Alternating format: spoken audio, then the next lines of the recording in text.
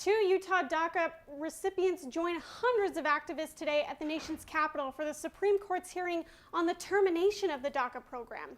Newsline reporter Berto Sanchez talked to them and joins us in the studio to bring us their story. Xochitl Juarez and Cyriac Alvarez flew to D.C. last night, joining activists from across the country to rally for their right to live and work in the U.S. Mexico may be the place where Xochitl Juarez and Cyriac Alvarez were born, but to them, Utah is home. So I was brought into the United States when I was 3 years old. I don't really remember much. My family and I immigrated to the U.S. when I was 5 years old, about 17 years ago, and we've lived in Salt Lake City, Utah ever since. The Deferred Action for Childhood Arrivals program known as DACA has granted Xochitl and Cyriac, along with thousands of other undocumented immigrants, the opportunity to work legally and become contributing members to society.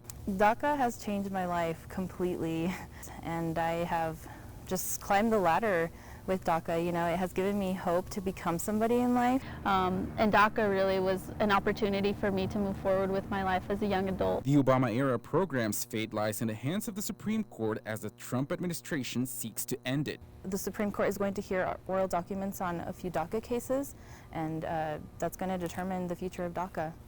I hope that the Supreme Court decides with the other courts and say that the Trump administration did end the program illegally and allows the DACA program to continue. If the court decides to end the program, this will bring an overwhelming fear of stability and security. The thought of deportation or the thought of living somewhere else, when it's not my choice, I think that's the part where it's really, really scary. This is my home. Home is here. And I can't imagine going somewhere where I don't have all of these opportunities.